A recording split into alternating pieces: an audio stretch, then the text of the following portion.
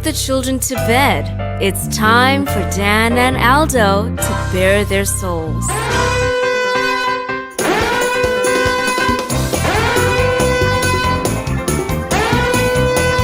I love the Chicago Bears more than I do masturbating, and that is a lot. It's fake news, Dan, and you know it, I know it, everyone knows it, including you.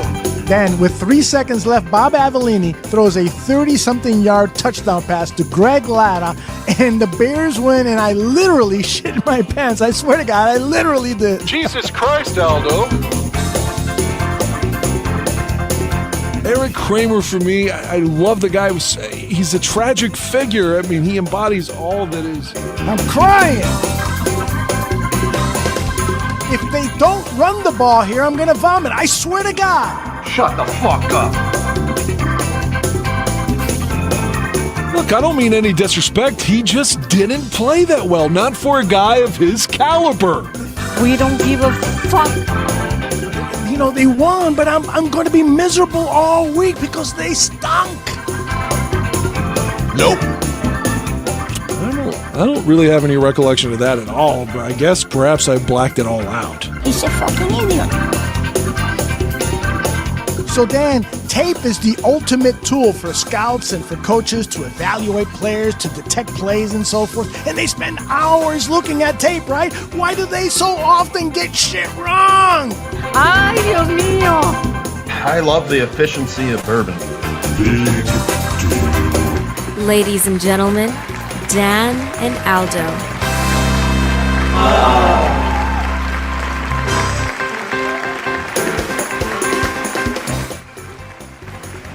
Dan Dwyer, how are you, my friend? I am well. I feel a little bit down on my energy after watching that episode.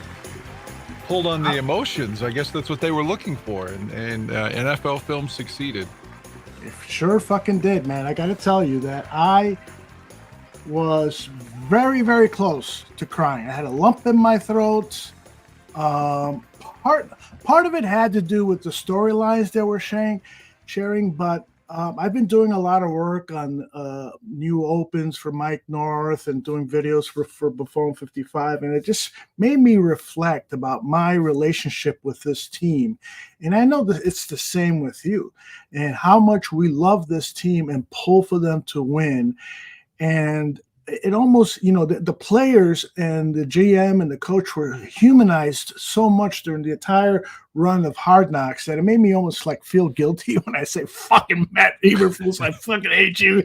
I really, really am proud to be a fan of the Chicago Bears, and I hope that they will reward us with some wins and hopefully playoff wins and, you know, maybe a Super Bowl this year. Who knows? It could happen, right? I was emotional. It's the one thing that kind of makes me feel young again. I'm going to be 44, and I know, you know, you'll say, well, that's young, but it doesn't feel young in so many ways. But with opening day looming, kind of makes me feel like, you know, this could be the 1988 Bears we're talking about, you know, because I feel like that little kid who has this blind hope. Like, this is our year. You know, when you're a kid, you think it doesn't matter what the fuck's going on. You think, oh, they've done it before. They'll do it again. You know, this is our year. Just every year. I don't want to hear what anyone's got to say. They're fuck Joe Montana. You know, it's like, we're going to be okay with Jim Harbaugh, you know, but I can't. That's what I'm saying is I feel like every year, week one, even if you think they could be bad this year, there's still hope. They're still 0-0. And that is something I don't know. I appreciate at least the chance to win, you know? Yeah, I'm with you 100%. I can't disagree more with my buddy Zach Sullivan here. Says he felt the gayness of Poles' crying was just them trying to qualify for an Emmy. You really don't think that was authentic, Zach? I do. I think that is Ryan Poles as a man. You know, the story is there. He was a camp casualty. His dream of playing professional football was never realized. And now he's in the position of inflicting that kind of hurt on an athlete that he felt. So maybe I'm a sucker. I've been a sucker before for a lot of things, but I thought that was 100% authentic. What do you think, Dan? I don't know. I can't say one way or the other because, like we said off air, if the kid was so great, like whether it's disposition or you have this emotional attachment, at the very least you'd have brought him back on the practice squad. You would think. Yeah. I'm not saying that it was inauthentic. I just don't know. The one thing that I really did get suckered into was when Wheeler got hurt last week. Oh with man, his mom. She's like, "Why is he limping?" You know, it's like, oh man. And then when they hugged afterwards, I don't think that's a put on at all. Well, Zach said he was joking. All right, I believe you're being authentic now, Zach. But you weren't before when you were making the joke that I felt. Don't you think the Wheeler thing was? I mean, that was tough. Oh, it was awful. It was fucking awful. But I got a feeling he's going to be back and he's going to be a good football player. If not for the Bears, somewhere in the NFL. And I got to tell you, regarding Colbert, and you say, why cut him? Well, I think that's why Poles was crying, because he really wanted to put him on the team. But after consultation with the coaching staff, after talking with the head coach, and really answering the question, what is best for the team? And it was clear that it was not Colbert. That's what made it hit him so hard. I totally bought into it. Poles, in my opinion, is a good man, has demonstrated what he did for Justin Fields. I would not have done it, and I wanted Justin Fields to come back another season. But if the decision was made as an organization, let's draft Caleb, I would have tried to get the most value for Fields. And it's not because I dislike the guy. I like the guy. I'm pulling for him. I hope he does really well in the NFL. But pretty disappointed that he couldn't beat out Russell Wilson. I mean, I don't want to hate on Russell. He's gone to 2 Super Bowls. Should have won both of them, but that's another story. But that was a long time ago. And he's he's got to be 36, 37, right? Mm-hmm. If Justin can't beat him out on his contract year, it just makes me think he's going to be Trubisky bouncing around teams now. And I hate that for him because as I'm rooting for him, I wanted him to win the Pittsburgh job and win games. Yeah. I think Fields is going to find success in Pittsburgh because they're going to do what the Bears should have done, which is use him creatively. He's going to be a hybrid player like who was the guy that we had from the Steelers, Cordell Stewart. Yeah, Cordell. Yeah, Flash. Was it Flashes? Flash. Yeah. And so yeah, I think but he was a rookie that year, though. That's the thing. By the time the next year, Neil O'Donnell's gone, and Jim Miller started week 1 and was benched at the half, and then Cordell got the job. Like Miller started a half against, I think it was against Jacksonville in week 1 of '96. So yeah, but Cordell did that for one season. It was a dramatic season. They almost won the Super Bowl. Yeah, I mean, Taysom Hill has done it for several seasons, but he's a bigger bodied guy. He's a tight end who can throw the ball and play quarterback. But I think that Fields, he's no slouch at 6'3", 225 pounds. Tell him to gain a little weight. You're going to run the ball. You're going to catch the ball. And you're going to throw the ball. You're going to be the fucking Bo Jackson of football. That's a bad analogy, but Zach says DJ Moore's daughter stole the show. That kid is adorable, like the Moore family dynamic. Yeah, Zach, a couple of shows ago, Dan and I agreed that they may have shown too much of the family. Like when they went to the ice cream shop, I was like, come on. But there's no doubt about it. Beautiful family. That little girl is adorable, as you said. And it was nice. The whole thing finally just grew on me, showing the families and showing stuff off the field. I mean, they've always done that, but I wanted to see more of the practice stuff. And frankly, I did miss some of the swearing and some of the camaraderie in the locker room. Hey, fuck you, fuck you, blah, blah, blah. That stuff that we've seen in previous Hard Knocks, we didn't have it this season. And I missed that a little bit. I wanted to see the Bears in that light. That was part of the charm of being in Hard Knocks. But overall, the final effect, I still feel a little emotional about what I saw and my pride in being a Bears fan.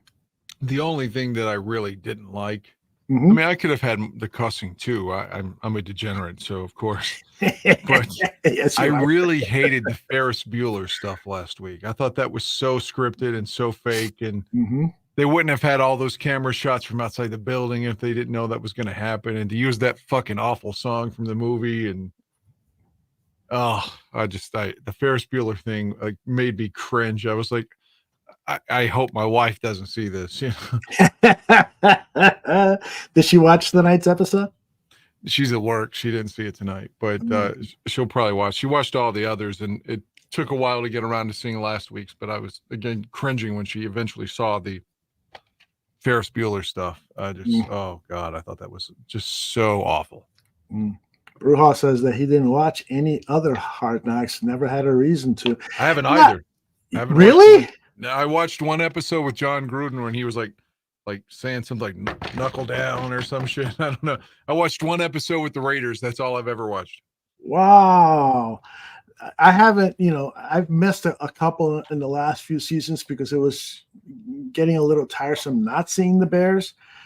But every one of them that I saw, it was just outstanding filmmaking by the HBO crew, because it's basically HBO/NFL films that does that. And so they use a lot of the NFL films production techniques, and they've all been good. They really have all been good. But this one was special for me as a fan. I got a little, I started acting as okay, Zach.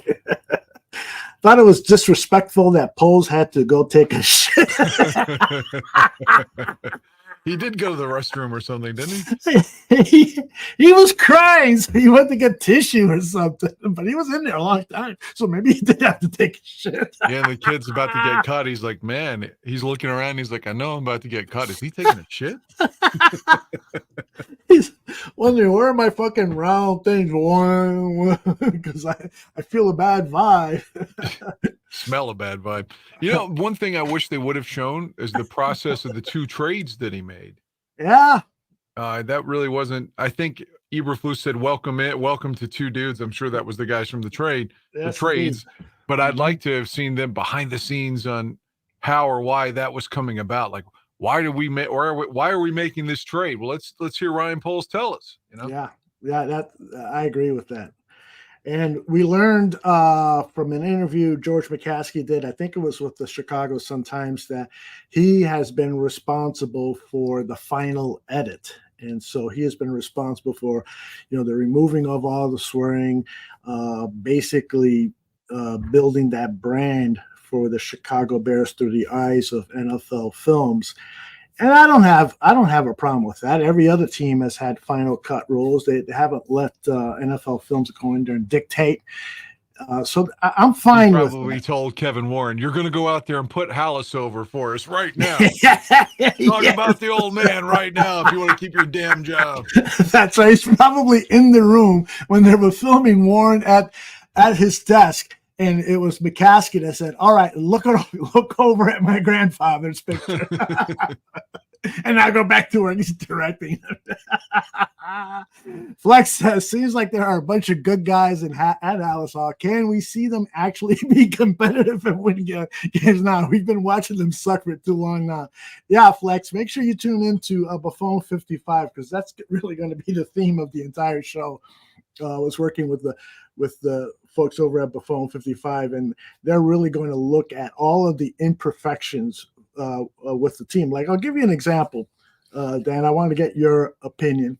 We know that Eberflus has won 10 games and I think lost 24 as the Bears head coach over his 2 seasons. So do you think that he is going to improve, or are you not confident that he's going to improve, or you have no confidence? I ran a poll. I'll see if I can find the figures. I voted on the middle one.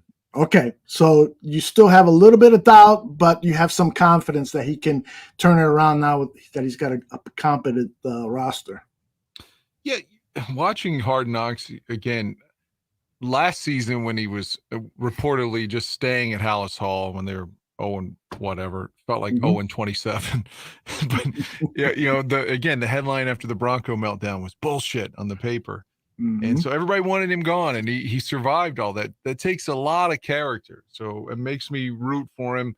And then seeing him on Hard Knocks, seeing his family, his daughters watching, and everybody's, I mean, it's hard not to root for the guy. Yeah. But until he's won, he hasn't won. So, but I am rooting for him. And I feel like I have more confidence in him now than I did going into last season, because he did survive that avalanche of like people saying he needs to go right now. And he got on the other side of that.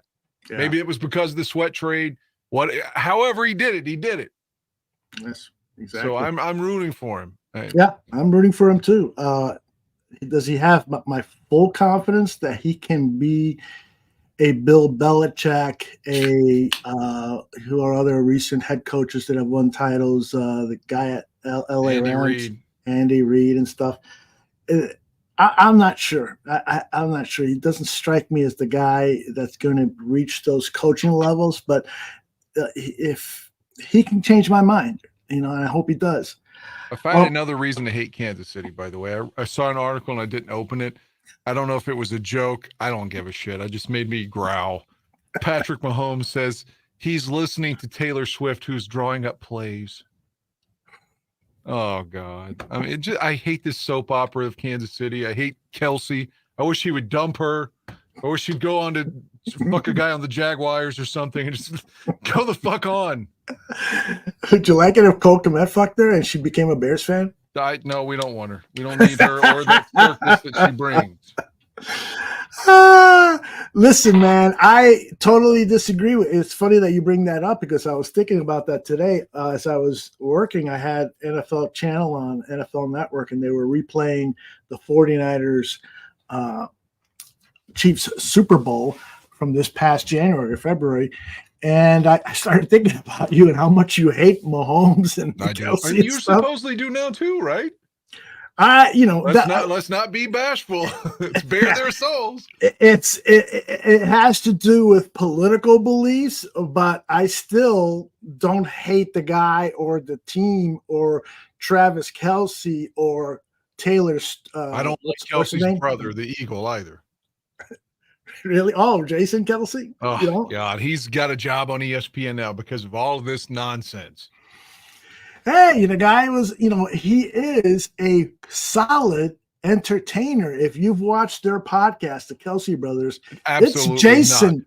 It's Jason who is the star of that show. He's the one with the sense of humor, and Travis is kind of the straight man. The guy's talented, so I don't begrudge him. It doesn't bother me. I hope that the Bears become that. I was alive in '85 when the Bears were the Kansas City Chiefs at the time. They were a rock and roll Beatles type. There was that mania around them globally. Yeah, but it was with the players, though. You might say, Fridge didn't deserve this or that. Okay.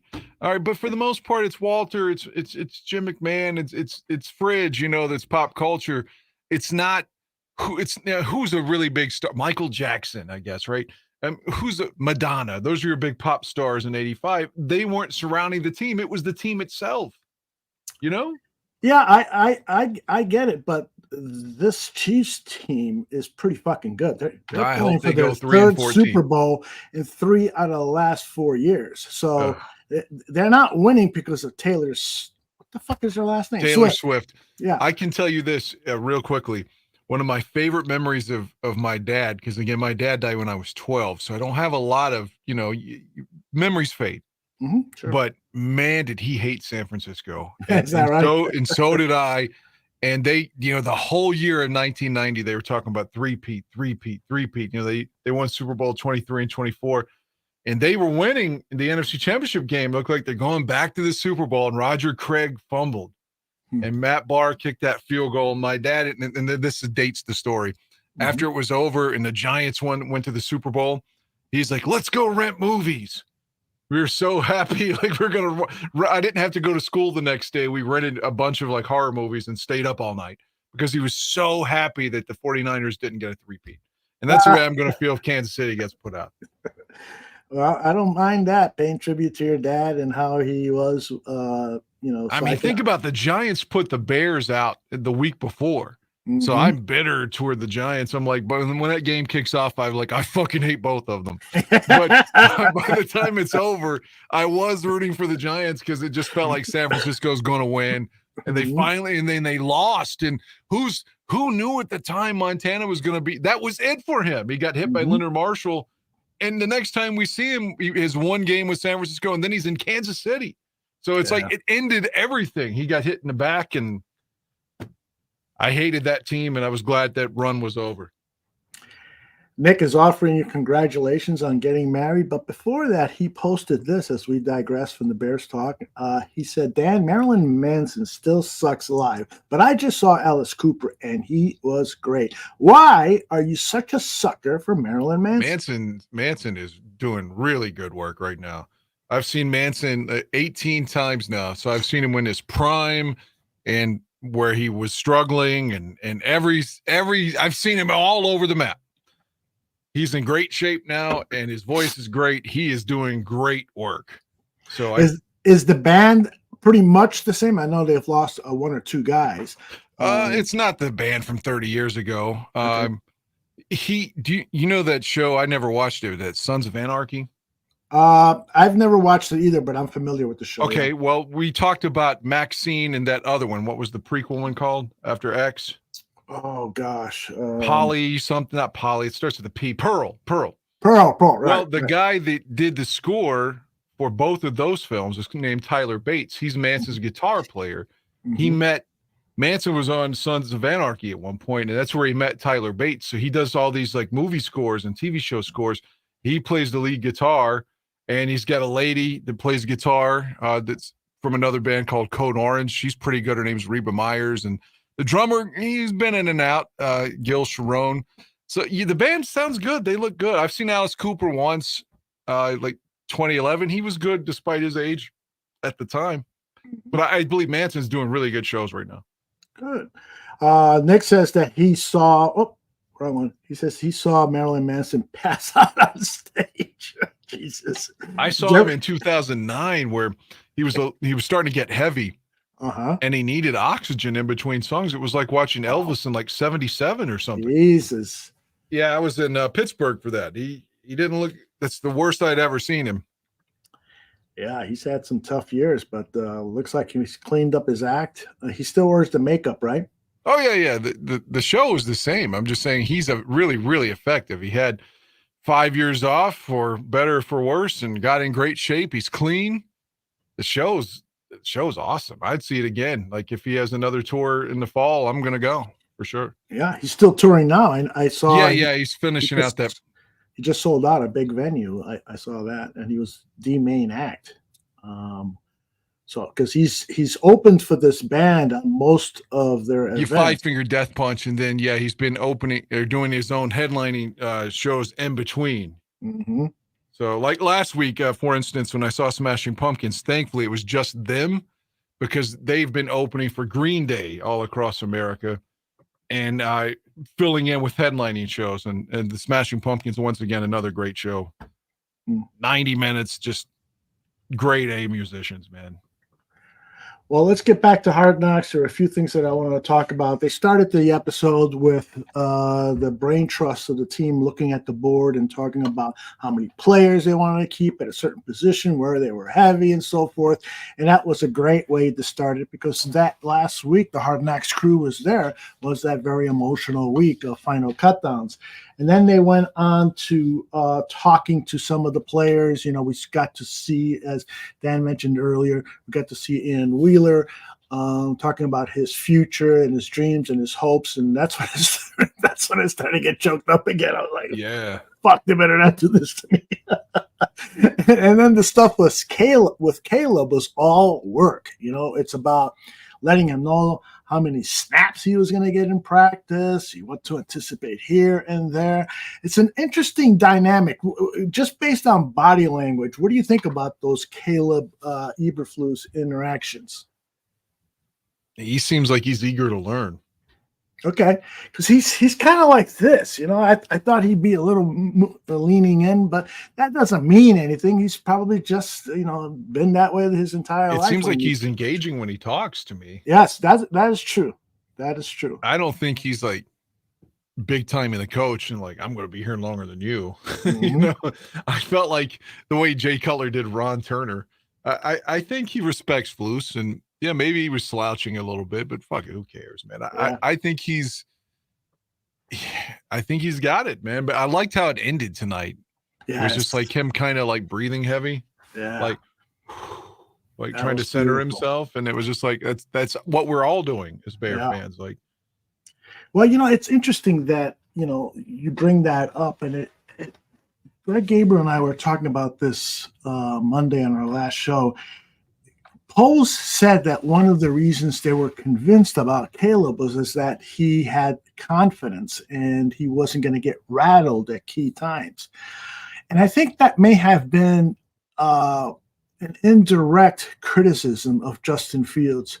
We saw that we heard reports that Justin wasn't paying attention much in his rookie season when Nagy was the coach and the two veterans. He knew that he was going to outlast that bald fuck. Yeah, really.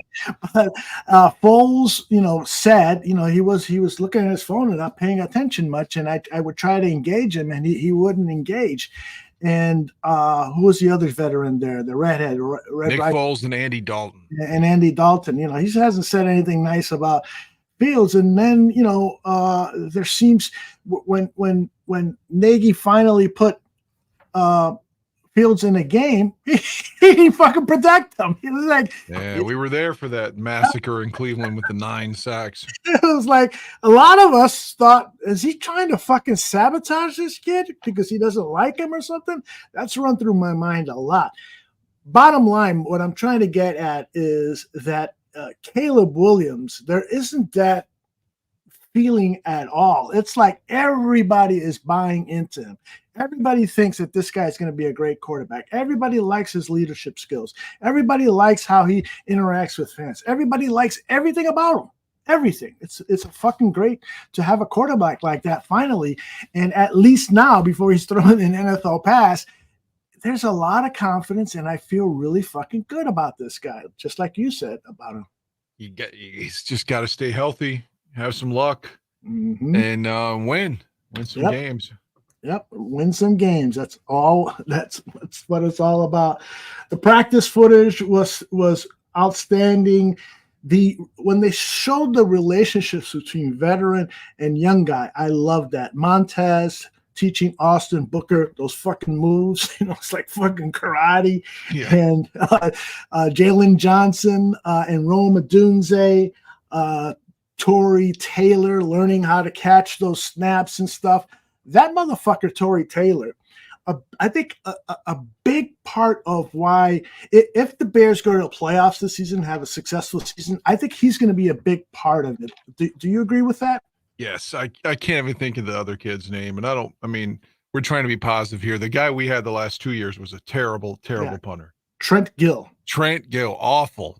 It's like for years they kept bringing back Pat O'Donnell on 1-year contracts because, they drafted him too, and it's like he did okay, but he didn't fuck you in necessarily in crucial. He was like the minimum, you know what I mean? He's the league minimum kind of guy, but he wasn't like going to give you great punts.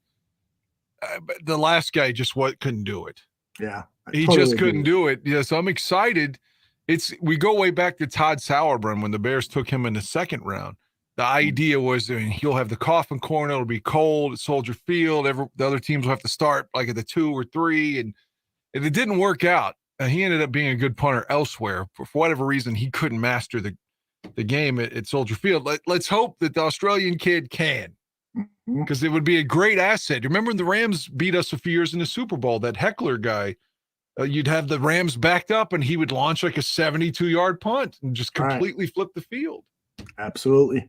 That's an important part of the team. And it's a stroke of brilliance by Ryan Post thinking, I got a rookie quarterback, so it's going to take a while before he becomes, a grade A quarterback who can do regularly what guys like Mahomes and other superstars in the game. And so what do I need to do? I need field position to help him out. I need that offense and Caleb to start at the 50-yard line or the 40-yard line and go 60 yards. I need a short field. So this guy can do it for us. So I'm excited about that. I don't know if you saw this or not, and I probably should have sent it to you. ESPN did a thing where they had every game simulated. Did you see this? No, but I heard about it. The Bears, according to ESPN's computer simulation, are 10-7. We make the playoffs. We win a playoff game. They have us beating Philly in the first round and losing to the Lions in the second round. They have the Lions winning the division, Green Bay second, us third, Minnesota with the first pick in the draft is how bad they have Minnesota. But allegedly, according to this computer simulation, it's going to be Kansas City losing the Super Bowl to the Lions. Wow, to the Lions winning the Super Bowl? Fuck that. I will not be happy about that. If the Lions make it to the Super Bowl, I'm going to talk to my wife and say, can we go on vacation somewhere where I have no access to TVs or internet? No, I don't want to hear about it. I want to come back a week later, and if I happen to hear that the Lions are the Super Bowl champions, okay, fine. Got to work on that.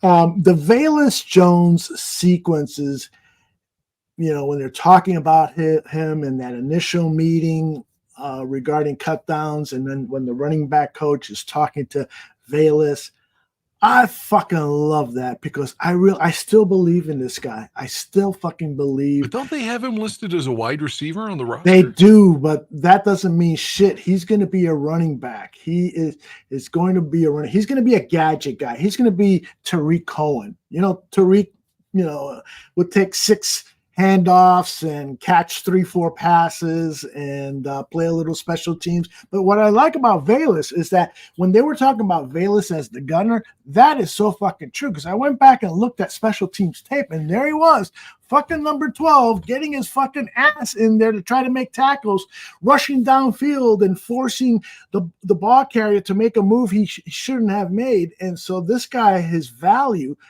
will go beyond what he does as a running back and as a wide receiver. So I'm excited for Velus. I love it. I do. Hello now. As you can tell, Johnny Santucci is here. I see him now. He's actually putting makeup on. Is that? What's no? Oh, you were eating and wiping. Johnny Santucci, are you ready to come on, or you need a few more minutes to take a shit or anything? Well, let's welcome Johnny Santucci right now to Bear Their Souls. I've got a special walk on for him. That's it. Where's my, there it is. Let's put him on the screen. There's Johnny Santucci. How are you, brother? I'm hanging in there. Just been a little under the weather, man, since, I don't know, for about 2 weeks. Yeah, it's been a while for you. Yeah, been a while. Today, I feel good and have occasional days where it's just not good. You are. You are gay. Yeah, today a little down under the weather, but. So you're really not gay. You're under the weather instead. What was that drop from? I forgot. It's for some movie. That's hilarious. I collect the dozens of drops, and I don't label them properly to know where I'm stealing them from. Sorry, bro. That's it. I don't know. I can't hear that one. You can't hear him? No. What about this the one he played that made me laugh? He goes, "You are gay," when you were talking about feeling unwell. Yeah, I can't. It doesn't show up for me, or doesn't go into the audio for me. That is weird. I wonder why. Huh. Probably because you're signed in and you're not going through a mixer like I am. Could be. Anyway, do you got a state of affairs, or are you taking this week off? Look at this. No, I got a little one. A little short one. Even when he's sick, he comes through for the bar room for Bear Their Souls. He is the man, Johnny Santucci. Here is his state of affairs all the way from Iowa. You gotta give him that huck too and spit on that thing. You get me?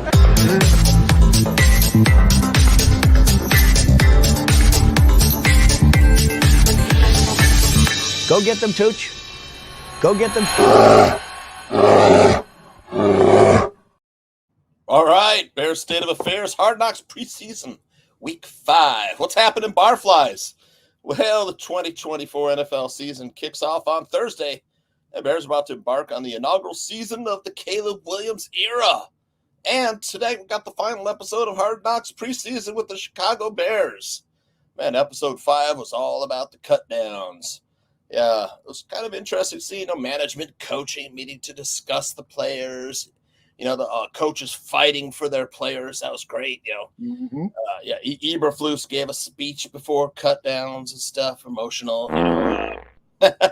And Ryan Poles they showed Ryan Poles remembering being cut by the Bears too. Man, I started to think, shit, is this guy here to take revenge? I don't know. No, I'm kidding. What the hell?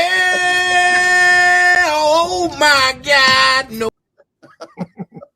It was like we got all the usual characters like Theo Benedette.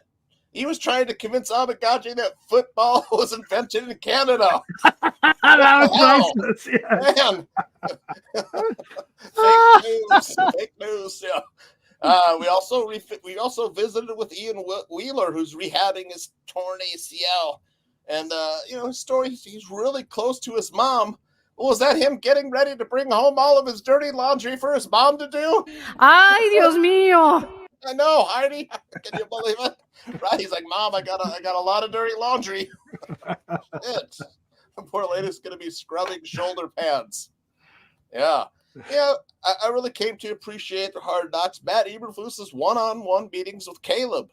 Yeah. And also the Poles and Eberflus, they have a really tight relationship. This is all stuff we wouldn't know about if we didn't have Hard Knocks preseason with the Chicago Bears. Yeah, and Caleb Williams really looked nice, man. He's nice drills where he was throwing the ball in succession, pass after pass, one side, then the next side. And he just looks really effortless throwing the ball. Yeah, also in Hard Knocks, man, didn't it look like those Hallis Hall parking spaces were really small? I don't know who the guy was. I was getting out of the car. Man, I was like, don't hit the other car. Don't hit the other, right? Yes. Yeah. Then we got to look at some mansions too, man. Like DJ Moore moving into his new mansion. And man, I'll tell you, after a 96 catch, 1,396 yard, 8 touchdown season, man, I'm all about him getting a new contract and a new mansion because last season the closest guy had 31 catches. Yeah. Yeah. All right. The wide receivers, the closest wide receiver had 31 catches, man. All right. Well, Bears also announced their team captains too, and Caleb Williams was also a team captain. Yeah, how about that? The rookie got recognized. I love it. I love it too, Aldo. Bears will kick off their campaign against the Tennessee Titans on Saturday at Soldier Field as a 4.5-point favorite in a matchup of two teams that have undergone massive change this offseason. The Titans have a whole new coaching staff after parting ways with Mike Vrabel. The new head coach, Brian Callahan, comes over from Cincinnati, where he was the offensive coordinator, so we can expect to see some of that Cincinnati offense on Sunday. Bears, by all accounts, are considered a team on the rise. They've got a shiny new quarterback surrounded by amazing talent. They've upgraded the roster at every position, and the national sports media has anointed them a possible playoff team.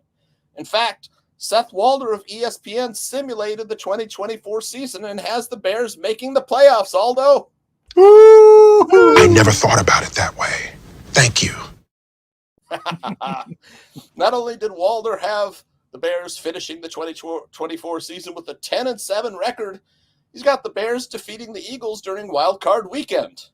But, much to my disappointment, Walder also has the Bears losing to the Lions in the divisional round of the simulation. So, Don, we all know it's pure fiction. That's right. Yeah. So, the Bears do open this season with a fair bit of hype. But Jalen Johnson, also a captain, isn't buying it. Quote, "I'm done buying into the hype, honestly," Johnson said on Monday via the team's website. "I feel like I've said it before plenty of times. I've had some pretty good rosters and plenty of talented people in the locker room where it said, oh, yeah, this is our year. This is our year. Everything we've got in this locker room sounds good. It sounds good, but none of that matters. What matters is what we're going to do this weekend and from every Sunday or Monday, whatever game it is. That's what matters. The preseason hype doesn't move me. We've all got to come in here and do we've all got to come in here. We've got work to do, just top to bottom. And man, he really sounds like a grizzled Bears fan, doesn't he? Yeah. We don't want to be too optimistic, and that's totally understandable. We don't want to get too high, only to be let down again. On the other hand, it's really quite wonderful to hear Ryan Poles talking about how he doesn't have to scout quarterbacks anymore. And that's Bears state of affairs, man!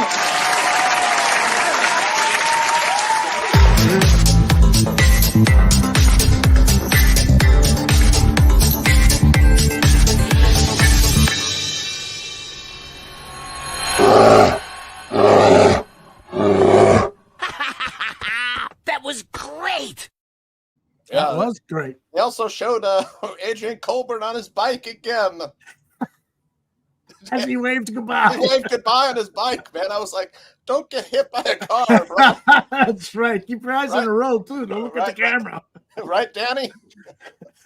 Well, I don't want to make fun of that. He almost died. So that's why I said.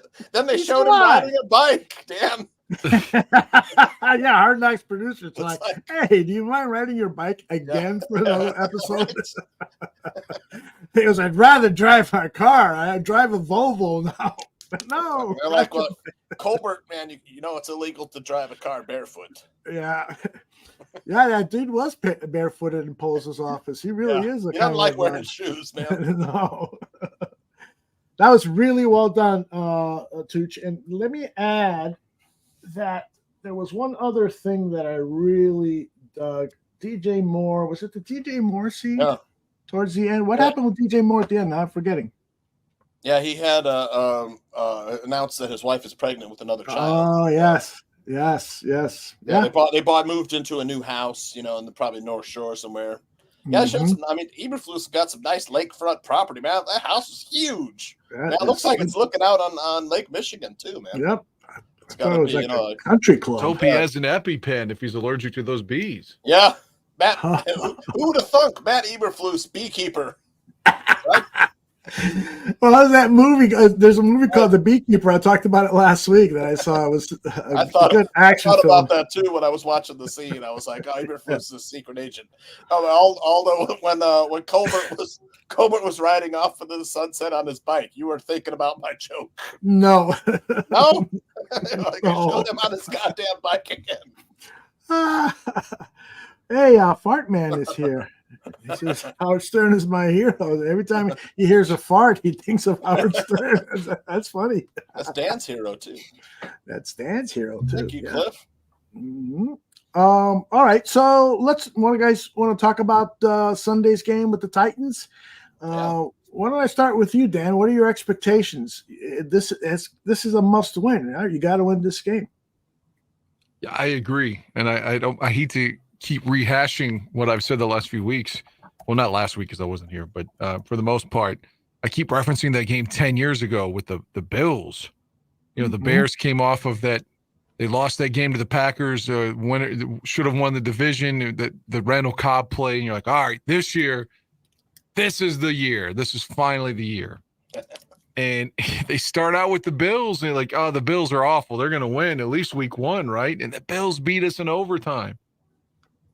So you can't be complacent or just thinking you're going to beat the other team. Crazy things usually happen week 1. Yeah. And I'm worried until, when the game starts, I'll be optimistic and always think we have a chance to win. But on Tuesday, before the game, I'm like, oh, God, this reminds me of that trap game with the Bills in 14. Yep.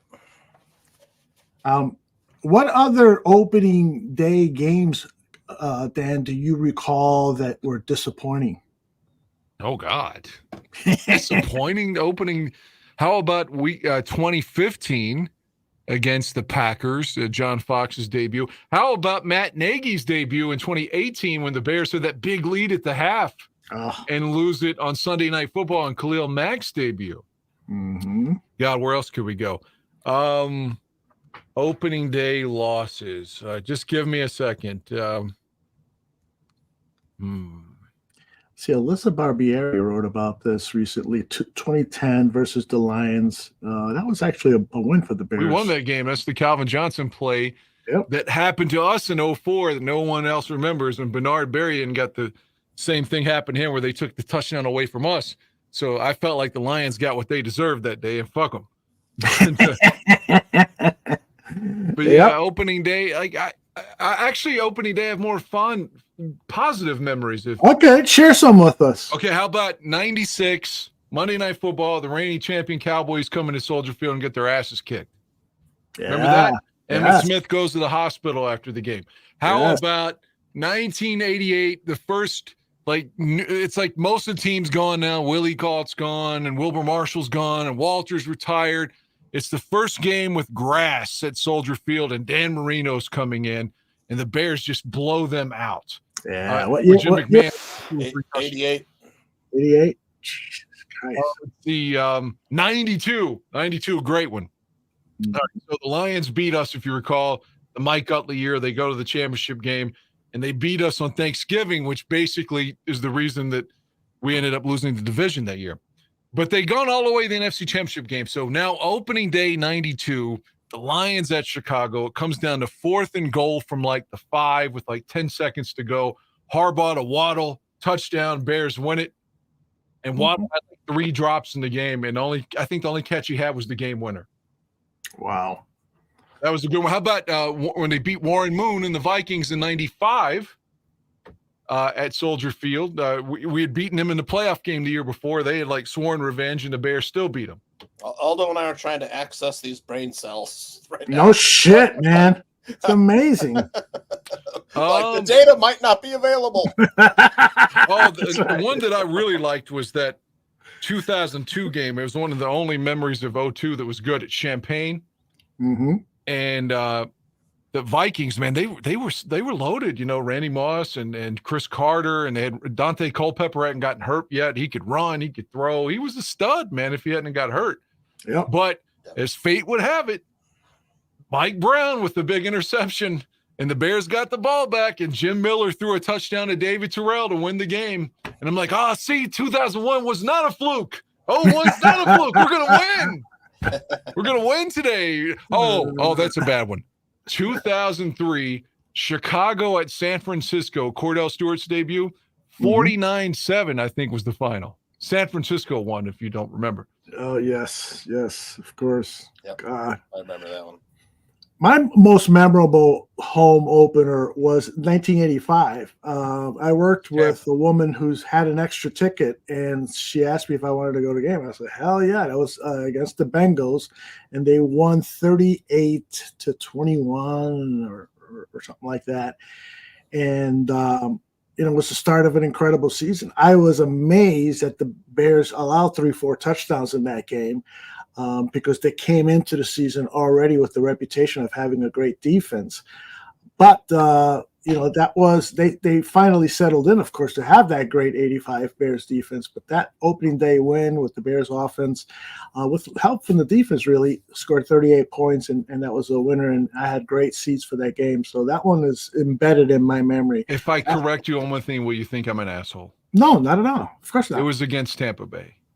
Oh, that's right. It was against the Bucs. Right? Steve DeBerg was lighting us up. DeBerg had some good games with Tampa against the Bears. Yes, he did. They did open up, I think, 89 with Cincy, though. They beat them. And the Bears started out 4-0 in 89 and finished 6-10. Mm-hmm. Yeah. How about the Packer game? We can't ignore that.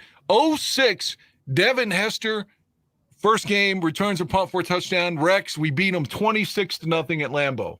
How about that was a fucking game. Yeah, that's one of my favorite all-time. Yeah, best one in memory.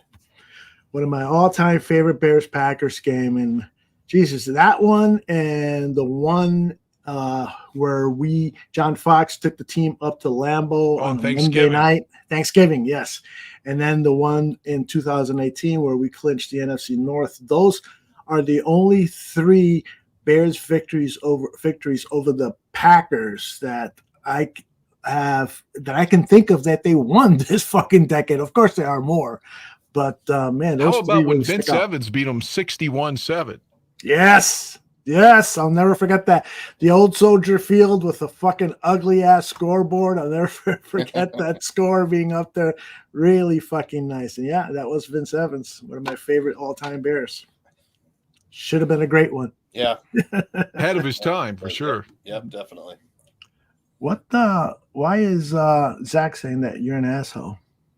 I was just messing with him because he's like, "Will you think I'm an asshole for correcting you?" Oh, Yeah, I really hate correcting people because then you look like you're the dick who thinks he knows everything. And usually that guy doesn't know what he's talking about, but I can assure you that week 1 was against Tampa.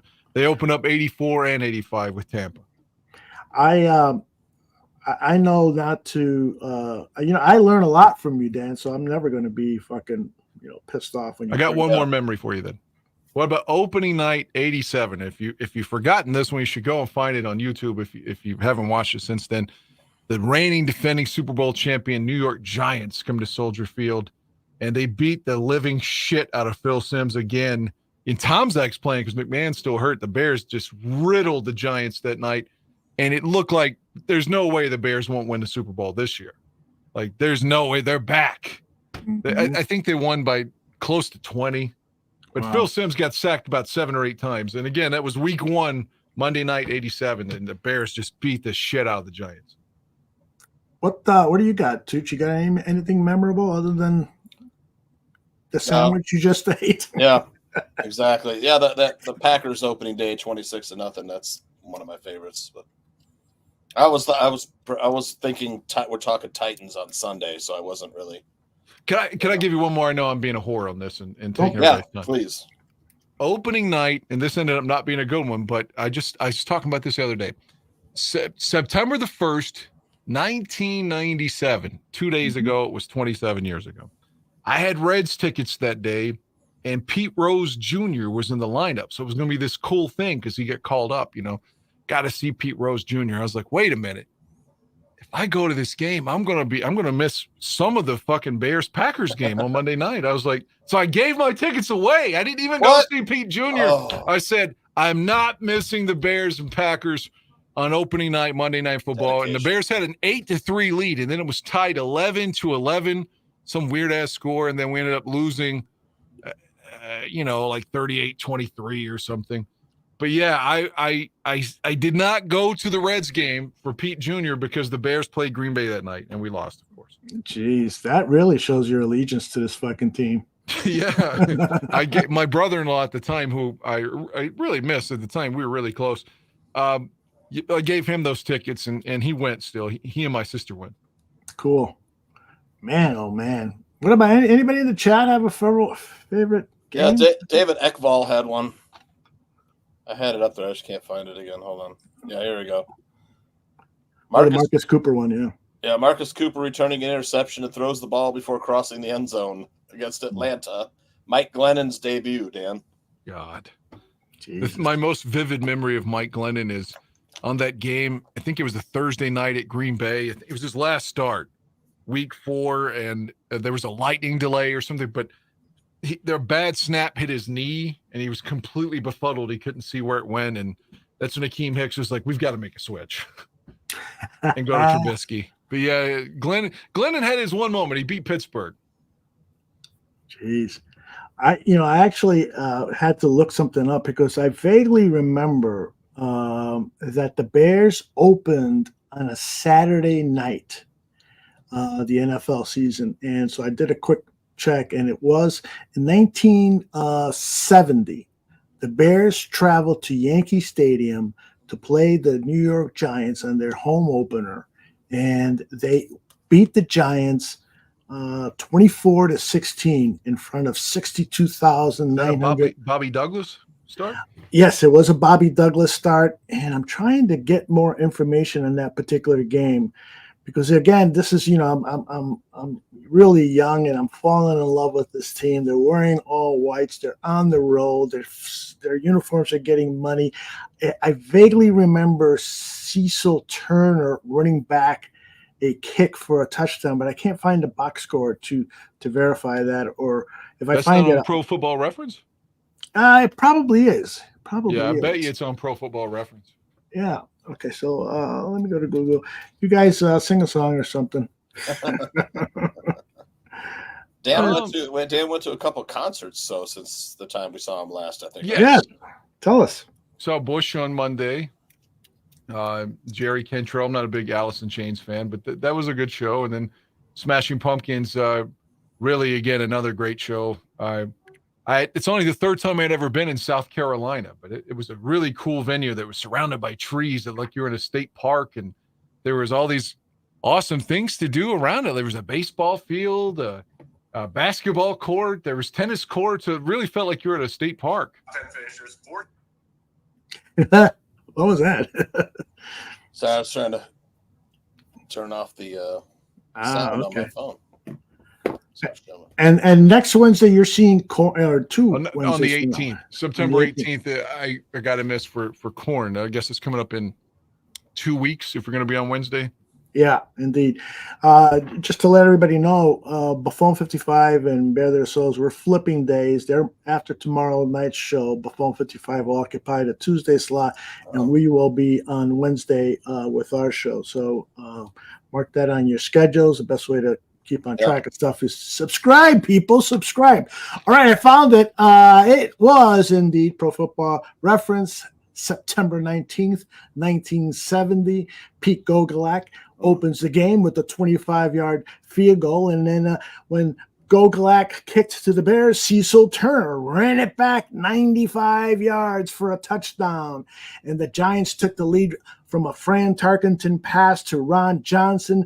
Then Gogolak added a field goal. It's 13-7. Mac Percival for the Bears, he hits a 28-yarder. Jack Concannon, who started the game, had a 1-yard rushing touchdown to take the lead 17-13. It was then a 1-point game after Gogolak hit a 46-yarder, and then Dick Gordon, one of my favorite receivers of all time, catches a 20-yard pass from Concannon, and the Bears win 20. So we have Sayers and Buck is still there, right? Yes. Well, that season, Sayers, that was the year after his knee surgery, so he didn't come back to. Yeah, he did play that day. How many carries did he have? 17 attempts, 43 yards, and that was basically his season. He got 1,000 yards rushing, but he never had a magnificent day again. He knew he didn't have that same burst. So he played one more season and that was it. But yeah, he was playing that day, and it was badly lit. It just looked like a game that shouldn't be an NFL game, a Saturday night game in early September to start the NFL season. Very weird. That's when you would see like assistant coaches on the sideline smoking cigarettes and stuff. Exactly. Absolutely. Indeed. Demand the Ice Man says, Bears can't sleep on this Titans team. No cakewalk. Yeah, that is true. This team has a new head coach, Callahan. His father is the offensive line coach, longtime NFL coach. Bill Callahan. Oh, the man who allegedly helped throw a Super Bowl. That is correct. Tell us that story. I don't remember it well. John Gruden coached the Raiders and then went to Tampa. Uh-huh. And allegedly they were like giving Gruden signals across the field. That was the story that there was a fix was in on the Raiders Tampa game. Wow. I didn't come up with this conspiracy theory. It's been out there. The Raiders center disappeared before the game, went AWOL. Yeah. God, what was that guy's name too? The center. He was like a little crazy. Yeah, he was. Off. I can't remember his name. I don't remember his name. Cameron probably has it. Tim Brown said, I heard on the radio that they had a game plan for a week and a half or whatever it was leading into that Super Bowl, and that they were going to power run, and then all of a sudden, like 2 days before the game, they're like, all right, Rich Gannon's going to throw 70 times. That's our game plan. We're switching. And it just played right into the hands of Tampa. There's a big conspiracy theory that somehow they helped John Gruden beat them because their allegiance was to Gruden. That's fake news, Dan. And you know it. I know it. Everyone knows it, including you.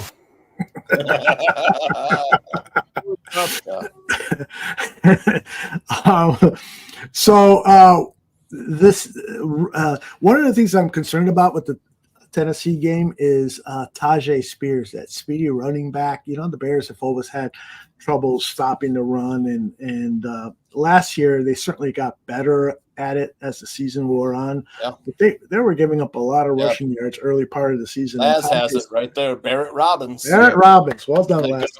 Psycho center of the Raiders. Yeah, it wasn't the story with him is that he was having panic attacks and hearing voices and shit like that. Yeah, poor guy. I hope he's got. And Cincinnati had someone go AWOL before the Super Bowl 23. Was it Stanley Wilson? Was that his name? I don't remember the name. Yeah, he was one of their running backs in before the San Francisco Cincy 23, the game John Taylor caught the winning pass. Okay. Yeah, but he went AWOL before the game, and I think he had a drug thing though. Hey, check this out. Listen up, Bears fans. Wednesday nights is your night for Bears news. You're not going to believe the news coming out of Hallis Hall. Sex talk. No, there's been no butt play on my site as of yet. Movie reviews. It's gory as hell. And anything goes. And then once it's in, it's like, oh, wait, I kind of like this. Bare their souls. Only at the Bar Room, now on Wednesday nights.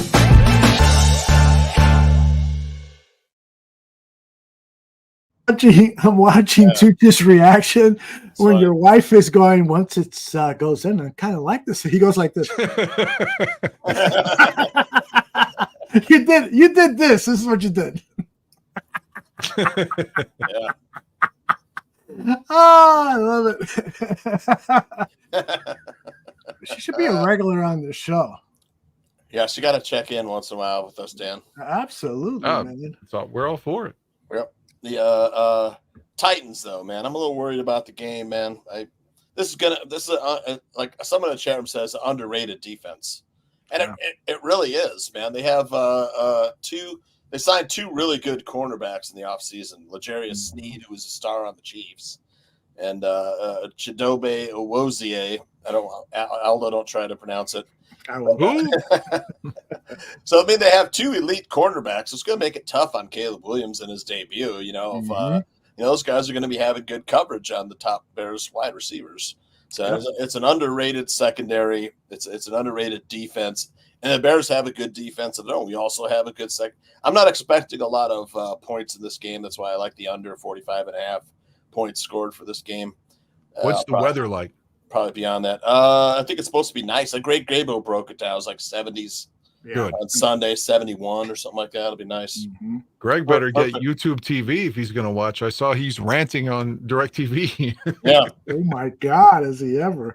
Yep. And so they're installing a new system on Saturday, the day before the game. So I bet you he's shitting bricks, hoping everything goes well. Just get the league pass with YouTube TV. I know, that's what I told him, but he wants something that's easier to operate. He's afraid of going on YouTube and missing games or not operating it. You get unlimited DVR with that, Yeah, that's a good deal, man. I've been thinking about it too. We've been thinking about cutting the cord at the house, so we'll see. But anyway, Tooch, they let Derrick Henry go in free agency. He's on the Ravens, so they went a little quicker at running back with Pollard and Spears. It's you got Hopkins at wide receiver. Hopkins is banged up. I don't know if he'll play. They still have Calvin Ridley, who's a pretty good wide receiver, and Tyler Boyd comes over with from the Bengals and knows the system. God, I don't want to jinx us, but I don't have a lot of faith in Will Levis. I say that now, and then Sunday I'm like, oh, why did I say that? Not a lot of people do. Why did I say that? Well, the Titans, have some level of confidence that they're going with him this season. But yeah, he had a 58% completion percentage last year, which was the worst in the NFL. But he's got a solid offensive line. Greg Gabriel was saying that J.C. Latham was a right tackle in college, and now they've moved him to left tackle. So Montez Sweat could potentially have a great day against this rookie, teach him a few lessons. But they have an underrated offensive line. I mean, Peter Skoronski was a really high draft pick. Latham from Northwestern, yeah. Cushenberry was a high draft pick for a center. And then Dylan Redunz is a guy that Barroom personalities in the past really liked. I don't know much about Daniel Brunskill, though, but it's an okay offensive line. And last year, Will Levis was going through his rookie, bumps. Growing pains, Growing pains, yep. As I shit on Will Levis, And I referenced that Buffalo game 10 years ago. 10 years ago. Can you remember the quarterback that beat us that day? Oh gosh. Or what day was it, Dan? Sorry. Opening day 14. The Buffalo. I know the answer already. I was talking about a guy that was a bum. EJ Manuel. Yeah. Okay. Oh my God. That's right. He was like a high draft pick for them. I was trying to think of and out. It was a JP Losman. I was trying to JP Losman goes back to like 06, somewhere through there. Another bum though. Right? That's when Dick Duran coached Buffalo. Okay. After his exit from the Bears. All right, so Tooch, you say you like this defense. You know what? I think the defense is okay, but I don't see any superstars here. You don't see L'Jarius Sneed and Chidobe Awuzie sitting there at corner. Amari Hooking and Quandre Diggs comes over. He's a Pro Bowler with the Lions.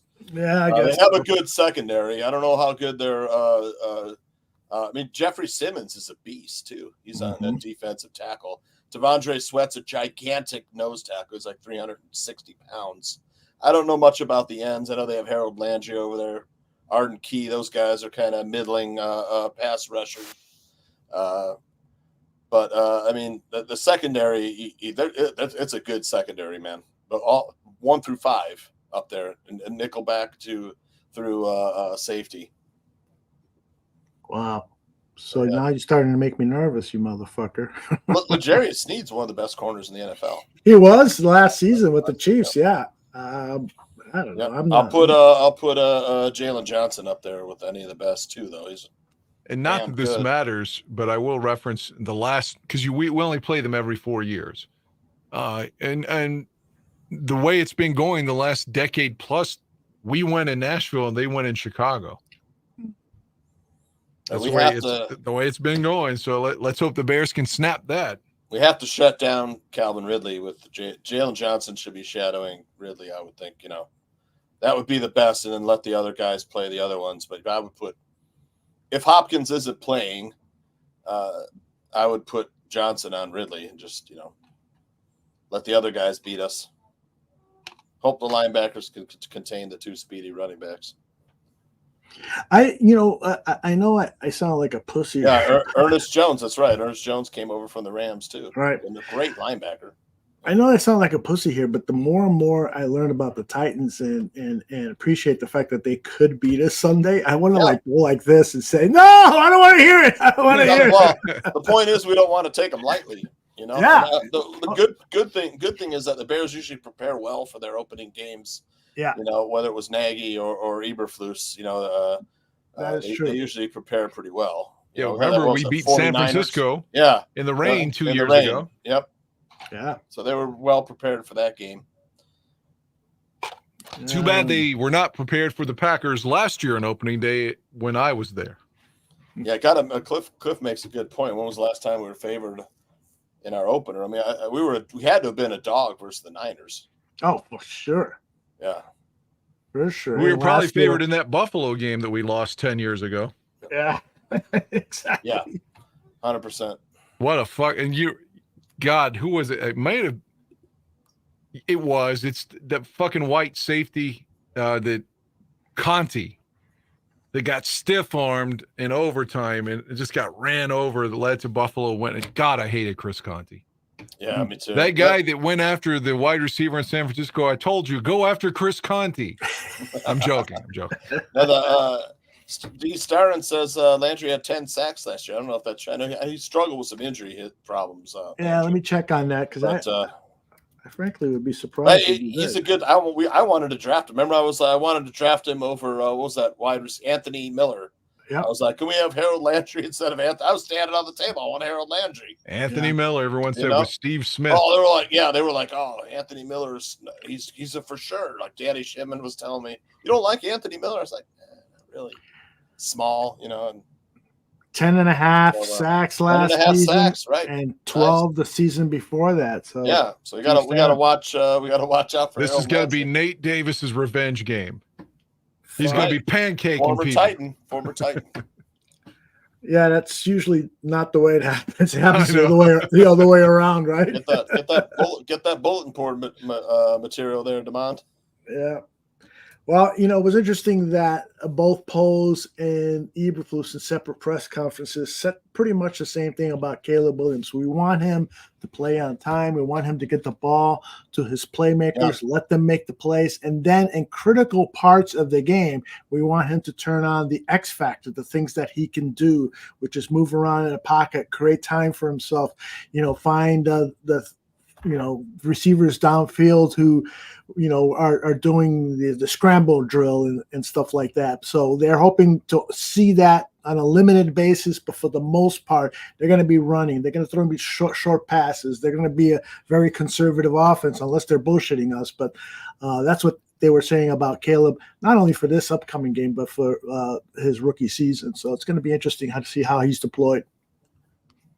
Hey guys, it's we've got 15-20 minutes left. You guys want to talk about any of the movies or TV shows that you want recommend or tell us to stay away from?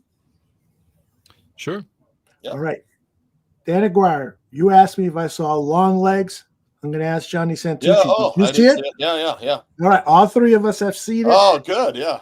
So, Tooch, why don't you start us off? What do you think of Long Legs? So here's the deal. Look, although I think I mentioned this to you before, like Hollywood is just starved for original material.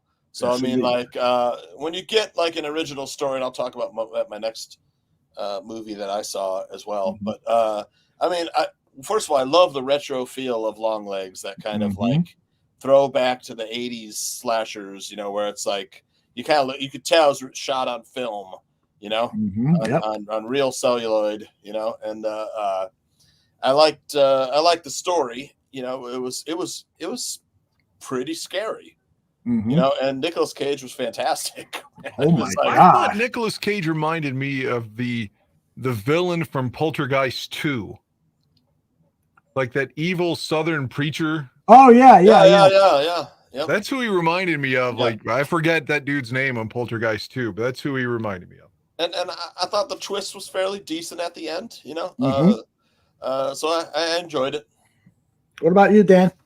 Well, like John was saying, the beginning of it, I liked the way it felt, the ambiance and the way it looked, the graphics, everything. I was like, oh, this is going to be cool. And about an hour into it, I just started getting like a millennial, and I was looking at my phone, and I was starting to get bored. It was like 1 hour of ambiguity, and I was getting just tired of this. And then I swear to you, like within a minute of me thinking, I can't wait till this fucking movie's over, that's when the mom gives the explanation, which I won't spoil for anybody. Yep. They haven't seen it, but it filled in all the blanks that I felt frustration with. So now I was like, oh, okay, you got me back in. Yep. So, because I don't want to call it a twist. It was more like just filling in holes. Right.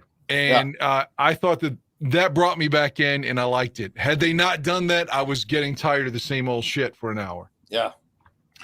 Well, I'll tell you this. I was fucking fascinated by it for the first hour. I thought it was kind of a mix. It was great to look at, primarily because of the cinematography. I thought it felt like a Stanley Kubrick / David Fincher type film. All those brown colors and there's a scene where there's a scene in a bedroom where this woman who plays an FBI agent, there it is, and in that scene, there's a girl who has been dead for quite some time, and you don't see it really in this trailer, but the feel in that room with the wallpaper and the reddish lighting felt like they were in hell, that there were flames all around. So I was like totally into the look of the film, the vibe of the film, and so forth.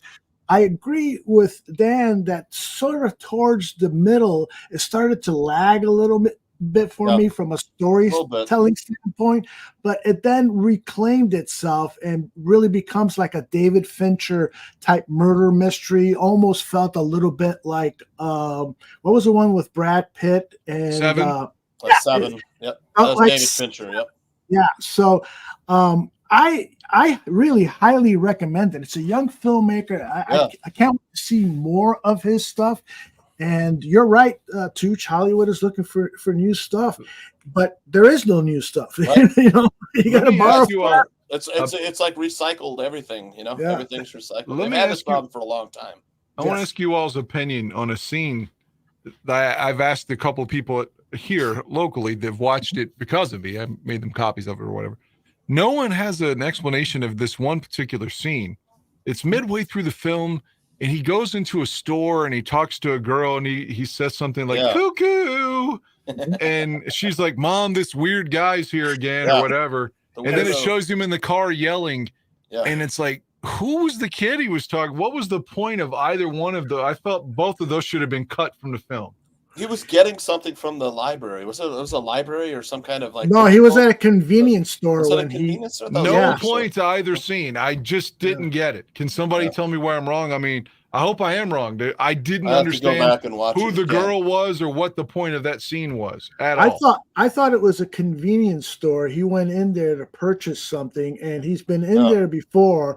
And the young girl who was at the cash register basically just turned to that weirdo's here again. Yeah, Dad.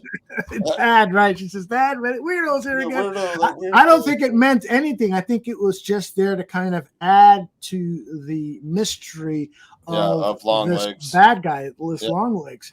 And I totally expected, to see a guy with really long legs. But no, Nicolas Cage in this movie. Did you guys recognize him at all? It was hard. He had a ton of makeup on. Oh my gosh, he looked nothing at all. Yeah, not the great Nicolas Cage that we all know and love from other movies. I'm looking for. Yeah, it's kind of strange that he was in it. Yeah, it's like not this Nicolas Cage. Yeah, it was kind of strange that he's in the movie. It's like they're like, hey, Nicolas.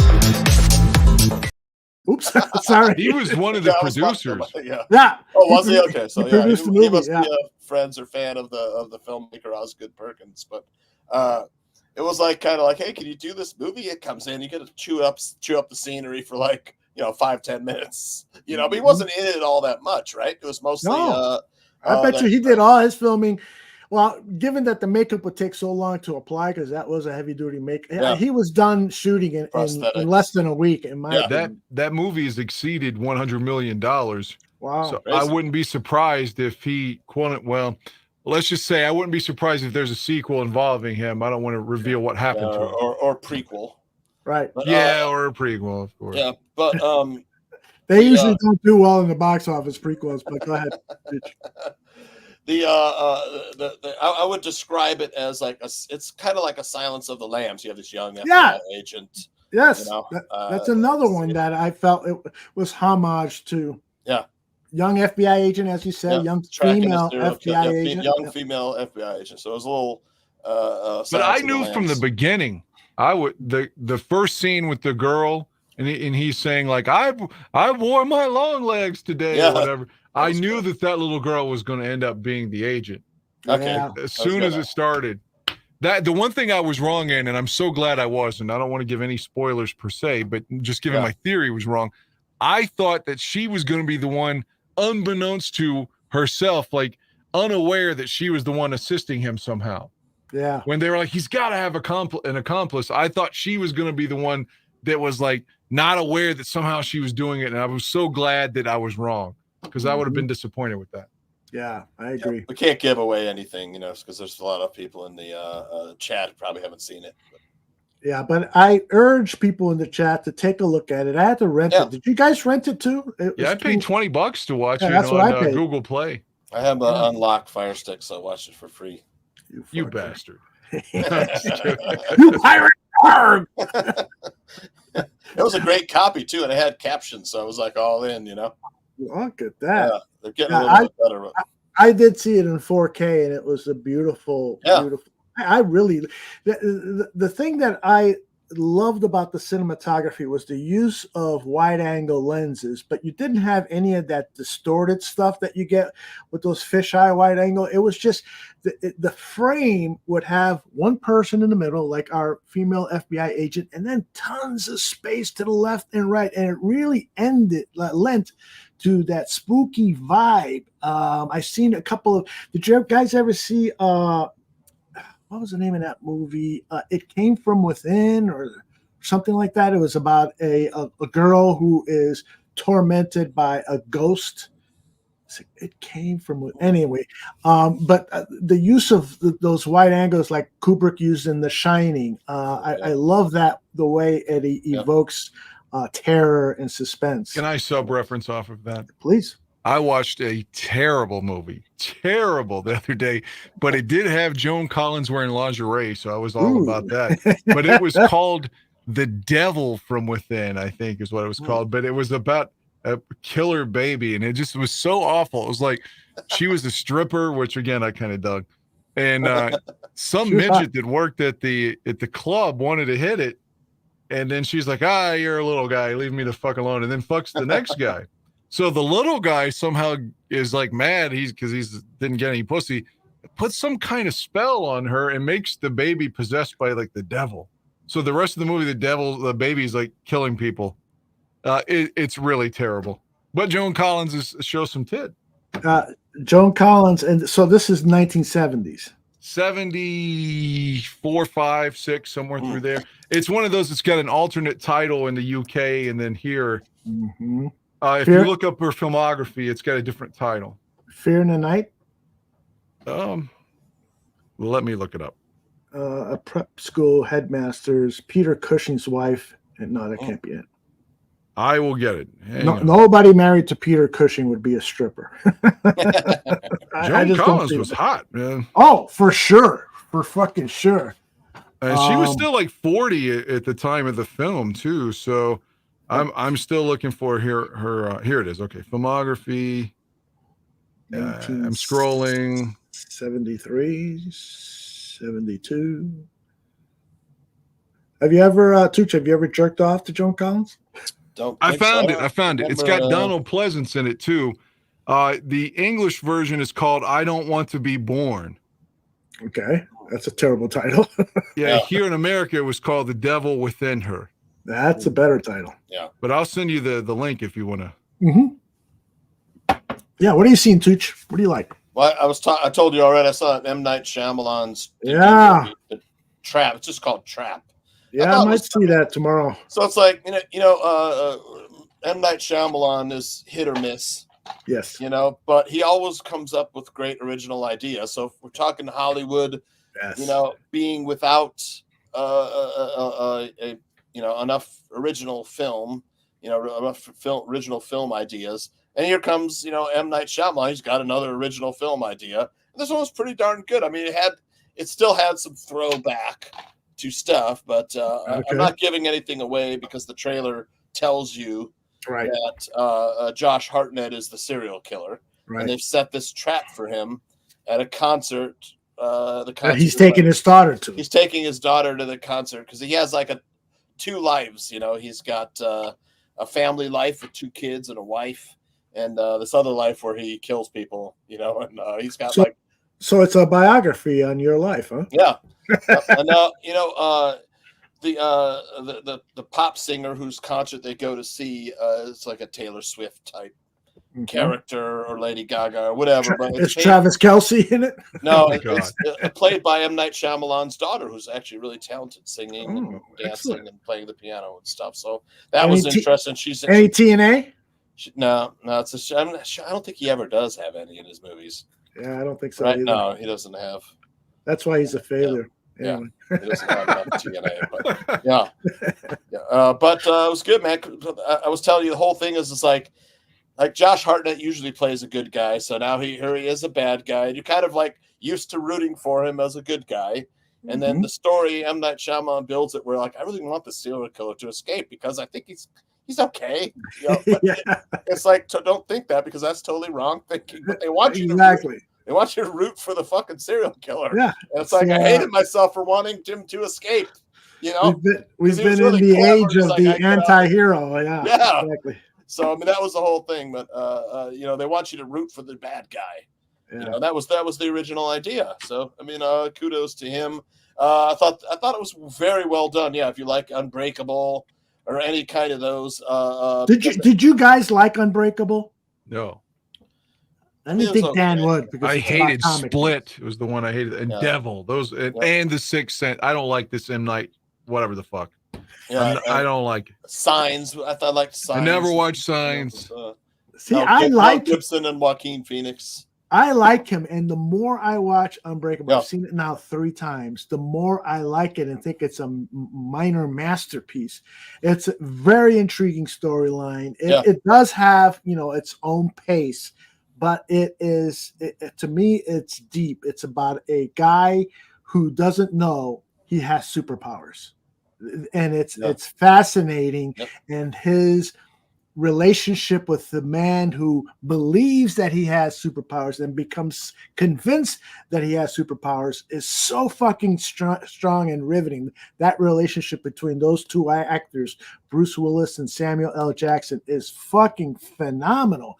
I've seen it 3 times, and I can't wait to see it a 4th time, to be honest with you. I like that one too. I mean, you look at, you'll see when you watch this movie, his like camera, the slow tracking shots, all of the way the camera frames everything, a lot like Brian De Palma and Kubrick, those directors who are fantastic at that sort of thing. Absolutely. Shyamalan is just as good. He does a lot of stuff like that. Well, gentlemen, I gotta go. Why? Why? I gotta go to work. I was gonna tell you I did watch Pearl and Maxine finally, but Pearl and Maxine. Can you spend a couple of minutes telling us about those 2 great movies? Real quick. I mean, it's gotta be quick. X is a movie I know Aldo likes a lot, where it's set in the 70s and they're filming in a like a barn in Texas, and it turns into murder, And then the second one, Pearl, is a preview or a prequel of the old lady from X, like how she came to be. And the third one, Maxine, is the only survivor from X, who's now a porn star. It's set in 1985, but she's wanting to go mainstream into a film. You've got a really good cameo as a bad guy from Kevin Bacon. Oh, wow. Kevin Bacon's really good in it. The one guy, Bobby something, I can't think of his. Remember that show Vinyl on HBO? Bobby Cannavale? Yeah, he's in it. I like that dude a lot, man. Yeah, and, he's a good actor. Yeah. And the girl that Matthew McConaughey fucked on True Detective, like it was Woody Harrelson's wife. They had that scene when he finally fucked her, and it was like real passionate. Name, man? He came in like 3 minutes or less. Yeah, I can't think of her name. She was just the one that McConaughey fucked her. I remember. But she's in it too. I came in like 3 seconds when I saw that scene. Michelle Monaghan. Is that her name? Michelle Monaghan. Yes. Are those 2 separate movies though? Pearl and Maxine? Is it one movie? Pearl's the prequel, and then the sequel is Maxine. Okay, wow. I didn't even know those were out. I really liked X. That's why I went and watched Longlegs. Because of X.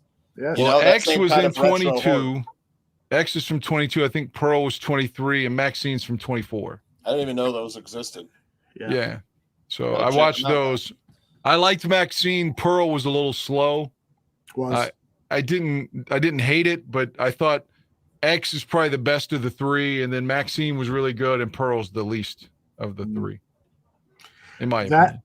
I would agree with that assessment on all 3 movies, and highly recommend it for people in the chat. Take a look at it. Tooch, we expect you to take a look at all of them and then report back to us next week. Someone mentioned Borderlands. I started watching it. I didn't think it was that terrible. I mean, I was watching it and I was like, oh, it's okay. But I fell asleep, to be honest, so it couldn't have been that great. But. Well, guys, I got to go. I do apologize. I'm sorry. I'm up against Daddy. it. All right, brother. Take care. Save some lives. All right. You all be well. Thanks. Yes, indeed. That is Monsieur Danaguaya. I miss Bruce Willis too. Yeah, he has aphasia. It's like he can't control his, thought to voice. That's the main thing. But it seems like he's still. Notice he doesn't have large parts. And he doesn't talk much. Right. It's kind of like Val Kilmer he doesn't have the voice. Right. Yeah, Gosh, I was watching. I just happened to be watching like about 20-30 minutes of The Doors, the Oliver Stone movie with Val Kilmer. Yep. That is so fucking good. I need to watch that again from the beginning to end. Yeah. This just, Stone, I think, is one of the great American filmmakers. I know a lot of people don't like him because it's left-wing political views and so forth. But what he has done with the camera and with editing and directing actors and getting the most out of them. I love his films, man. He's super, super good. Yeah, great. JFK is one of the best films of all time, I think. Totally agree with you on that, Tooch. Totally agree with you.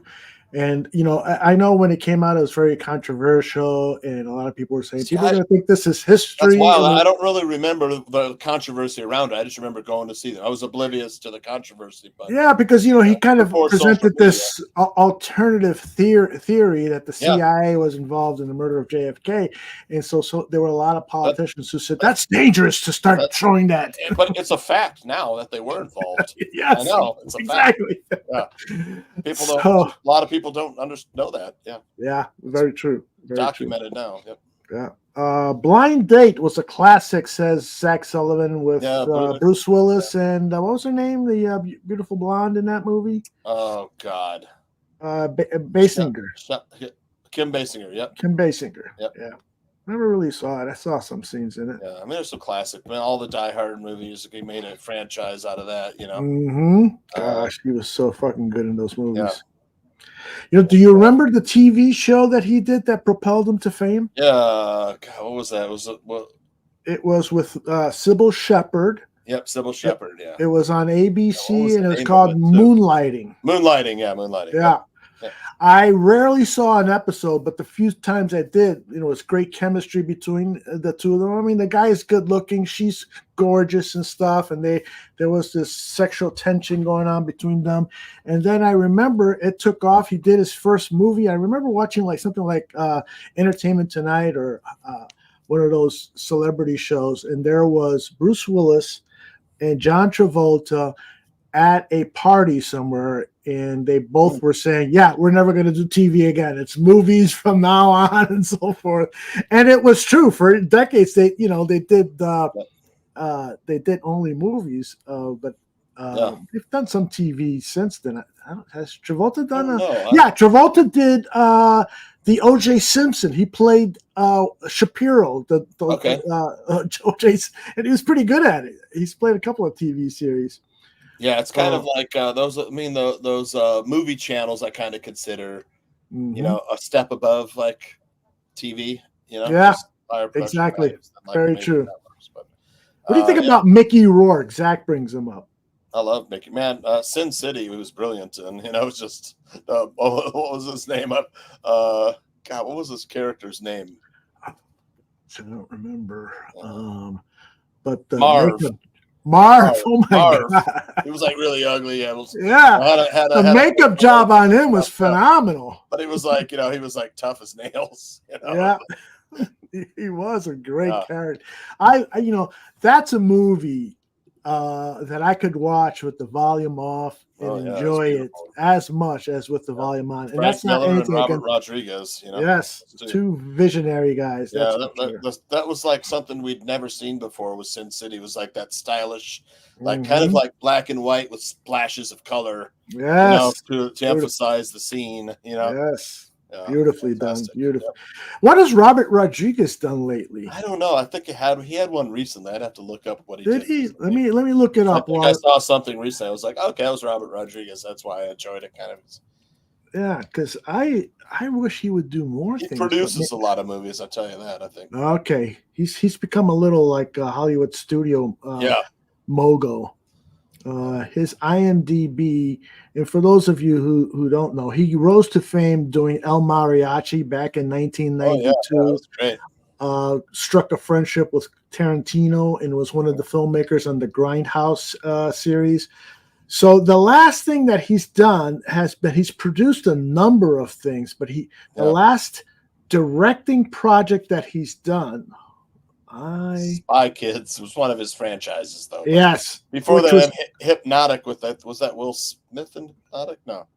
No. I forget who was in that one. He's the director of an upcoming TV series.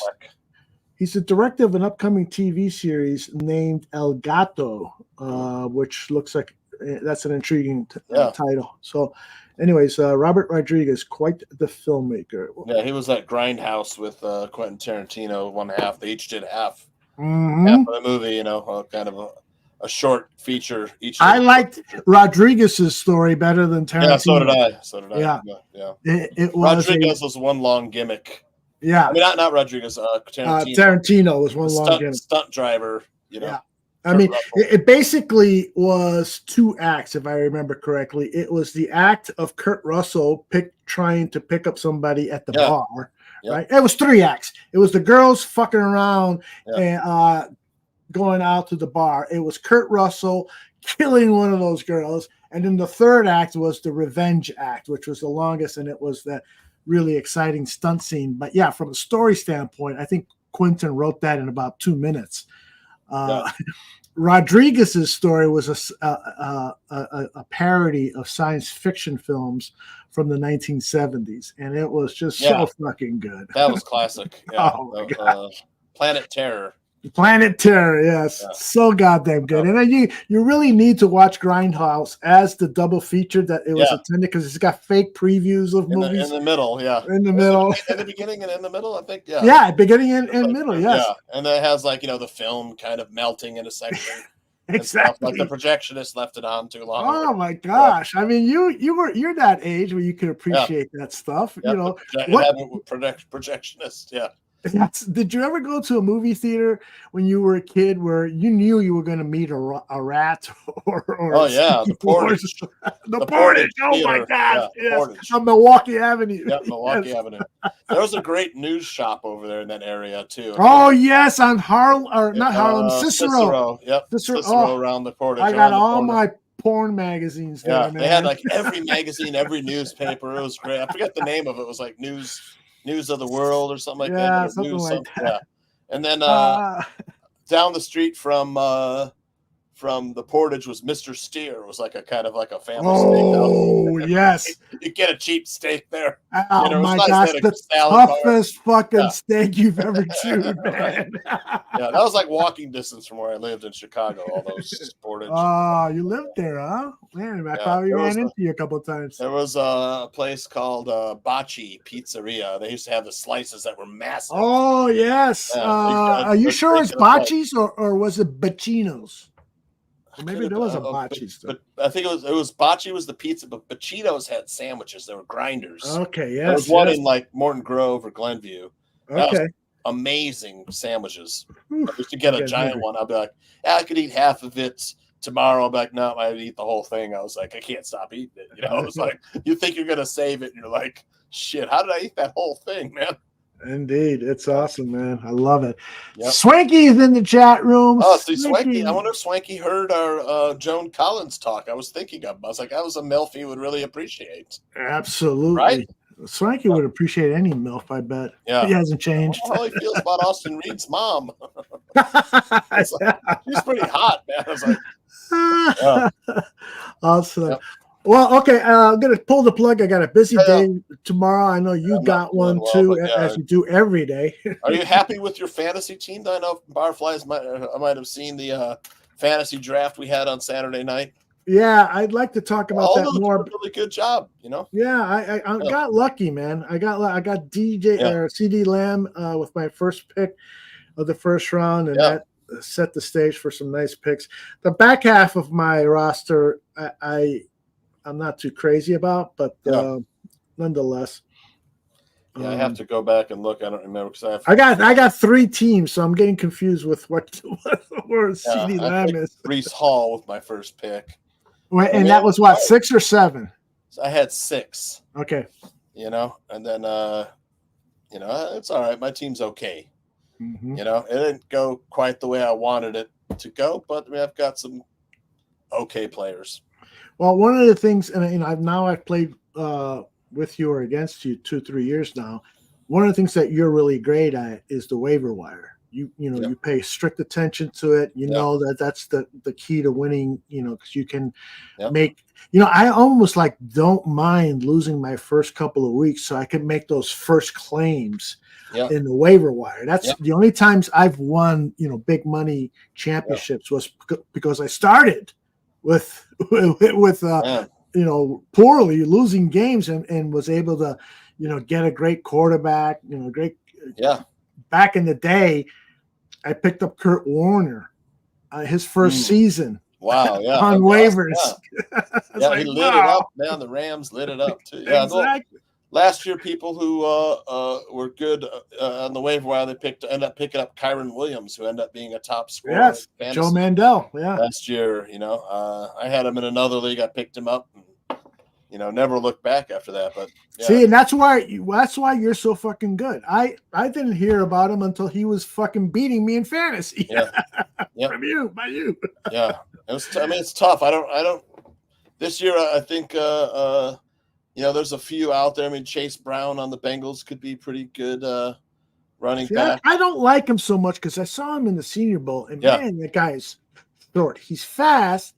Yeah, but he can't pass block with a damn, and he just seems like a explosive. Incomplete. But in today's NFL, guys like that get you fantasy points. Yeah, it's tough, man. I mean, there's a few guys who are out there. Like you mentioned, Tajay Spears on the Titans. That's a guy right there that could be. He had 1 million yards at Tulane. It was like. Yeah, I don't know. He was probably at the Senior Bowl, no? Or he was. I got to interview. He was the first guy I interviewed when I arrived. He would look good in the Bears uniform. Oh, I was praying that he would be picked up in the 4th or 5th round. Yep. What do you think about the Bears rushing attack now? If Bayless really is going to be a part of that running back room? Yeah, glad you asked that because I'm a little more encouraged after watching Hard Knocks tonight, and the two running backs coaches were really hyping him up. They fought for him too for that roster. He's so explosive. He's got a skill set that you don't see all the time, and I'm like, if Waldron can scheme him open and get him touches in space, it could be a really good move. Keep him on the roster. But as a wide receiver, I don't think he's quite going to make it, But as a running back or gadget guy or third down back who catch out of the backfield, I think there's some potential there. Yeah, I totally agree. I put up on Twitter today, remember the day that Ryan Poles decided not to trade Velus Jones and not to drop him, because if this guy has the kind of season that I'm hoping and praying for, he's going to be somebody that we would have gone, drop that motherfucker or find a way to re-sign this guy. I mean, they talked about a little bit in Hard Knocks about how, we haven't seen DeAndre Swift. He didn't hardly play in the preseason, right? What do you have, like two carries, 4 carries in the preseason? And we didn't see Roschon Johnson at all. We got a lot of Travis Homer, a little bit of Khalil Herbert, a lot of Velus Jones and Ian Wheeler.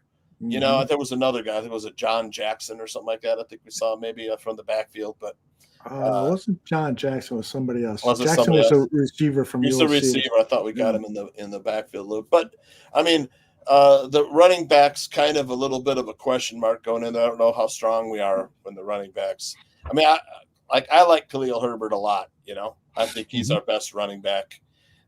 He's got the breakaway speed. He's a tough runner.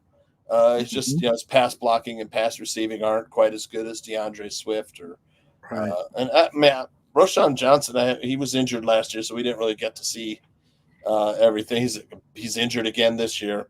I'm concerned about him. Because he's really a power back, and he's got some size, but he's not a Derrick Henry by any means. So can he in the NFL with his running style, with his downhill running style, can he sustain that punishment he's going to get from opposing teams? I think we'll be asking the same questions we asked about Velus Jones for a few years. We're asking those questions about Roschon Johnson next year. Could be. Should Poles keep this guy? I know. So the chat room loves him. I'm not in love with him. I mean, I kind of want. We didn't have enough draft picks, so we couldn't address running back in the draft. But I think there'll be some players coming out next year that Ryan Poles will take a look at. And like I said, in Hard Knocks, he was like, "Man, it's really nice to not have to scout quarterbacks anymore." And I don't think any Bears general managers ever said that in their life before. How about that, right? brother? We're good at quarterback. And we are. I mean, we have. And if they did say it, they lived to regret it. You know what I mean? Yeah. We got Trubisky this year, guys. I feel good. They weren't long for the GM's chair. But, I'm like, Caleb Williams makes throwing the ball look so effortless. Oh my goodness! It's just like it's so easy for him. It's like whoop, whoop, whoop. Throwing. That's what I really liked when I was watching tonight and what I saw in the preseason. is that I know there were no bullets flying in you know, some of the practices and stuff. We got to wait and see, you know, when the pass rush is coming for him, you know, in regular season. But I think this is like the most promise we've had at quarterback forever, in forever. How about it? Yep. Totally agree. Hey, what are you doing tomorrow at 10 a.m. Central? Tomorrow, I'll probably be working tomorrow downtown. I got to go in the office. I got quilts. Oh, no. You know, I'm still working on that. It's like I don't feel good. It's like my wife's car is in the shop, so I'm gonna have to like wait for her. She's got my card tonight, you know. And then my mom's like they're kicking her out of the nursing home because she, you know, they're Medicare, whatever. It's like, oh, she's good. 2 weeks in the rehab center. And I'm like, she hasn't even walked. Every time I've gone to there, I'm like, Mom, did you walk today? You got to get up and walk. Like after 4 hours after surgery, they wanted her walking. You know, and she was like, it hurts too much. You know, the pain. Give me the fentanyl. You know, so it's like, you know, she still hasn't walked. So it's like, well, are you ready to have her come home? You know, it's like, no, not really, because I mean, she's wearing a diaper. She can't get to the bathroom. You know, she can't wash herself. So you should check with Medicare because they could have a caregiver. Exactly. That's what I need to do. But they were like, well, does she have Medicaid? You know, it's like I've been trying for years to sign her up for Medicaid, you know, and it's like she hasn't produced any identification. You know, like I said, she's like a ghost person that lost all of her like birth certificate, passport, social security. It's like from when she used to live with her boyfriend, you know, she never got her file cabinet back. You know, so it's like she can't prove who she is unless I went to court and, you know, it's my mom, you know, or whatever. But it's a lot of stress for me right now. It's probably why I'm like worried and stuff, you know. No shit. That's probably why you've been getting sick a lot. Acid reflux has been killing me. Oh my God, burning hot, man. It's like it got me off. I lay down to sleep. I take a nap, or when I'm sleeping, you know, at night, to get like a burst of acid reflux. It's been terrible. Do you take anything for it? So, I've got a daily one I take. Yeah, pantoprazole. Okay, which is usually pretty good, but those proton pumps don't really. I mean, I don't know. They say I take Prilosec. It works perfectly for me. Yeah, I got a little bit stronger, but it's actually I'm supposed to drink some apple cider vinegar, get the pH back in balance and stuff. You know, like I had the E. coli, you know, from swimming in the lake, the Iowa Waters farm runoff. You know, and I've been drinking kefir, a lot of kefir. Yeah, you know what that is? That's like When I was at WBBM TV, we did a feature on the popularity of kefir, and this was back in the 80s. Yeah. It hasn't really taken off since then, but the shit is good. Yeah, and for me, and then it's like, okay, the E. coli is gone, I'm good, and then it'll like come back, you know. So I'm not getting rid of it. So I think Saturday I'm going to stop by the you know, urgent or doctor's office. I'll go to my doctor and just tell him, hey, you know what, I need a Z-Pack, you know, because I'm hurting here. Absolutely. You need to do that, man. I go like 3 days, I'm fine, and then like a couple days where I feel like crap. You know. And by the way, Swanky is right. I did take a Viagra, but it was accidental. I thought it was my Prilosec. I took a Viagra, and I took the Filipino Viagra. You know, it's like when I was in the Philippines. My wife, I posted it on X too. You could probably see it somewhere, but it's like you eat the duck egg. There's steamed duck egg. It's got a little duck embryo inside. And I ate it, you know, and they're like, my wife was like, yeah, you'd be like, you know, powerful, rock hard. You know, it's like, I was like, yeah, you know, so my brothers-in-law, they took them, we went to what do you call it? Like all those food or whatever, street food. There's a bunch of street food vendors outside Manila. It's like about 25 kilometers outside Manila where my brother-in-law lives. And they're like, yeah, we're going to get you some here. They have the belote. It's called belote. It's like a duck egg. Yeah, Larry's got it here. Larry T. So belote, I'm like filming. I'm like, damn, I could see the fucking bird with feathers inside the egg and shit. I'm like, all right, I was asking people, one bite, what do I do? You know, it's like, I put some hot sauce on it. They're like, here, put this hot sauce. Yeah, put the hot sauce on it. I'm a couple bites and down. It was like, tastes like chicken. Little chicken inside of an egg, because the bird was like, you know, soft, you know, stuff like a duck, soft duck embryo. So at night, man, that was like powerful, man, rock hard. Elder. Really? Like, wow. Woo. Yeah. And no after My wife effects. wasn't lying. She was like, you know, she was crying. Yeah, she was, man. It was like, and no after effects or anything? Like you didn't get acid reflux or anything like that? Not that I can recall. That's pretty cool, man. Yeah. Yeah, see, next we time. got a little sex talk in here tonight. Yeah, we got it in. You know. It wasn't Dan though. We needed a It wasn't Dan. We need Dan's a been light bulb. Yes, exactly. I'm gonna change this to Tooches. We'll get one for Tooches. Yeah, I'm gonna get one. It's not gonna be as interesting, folks, as Danny.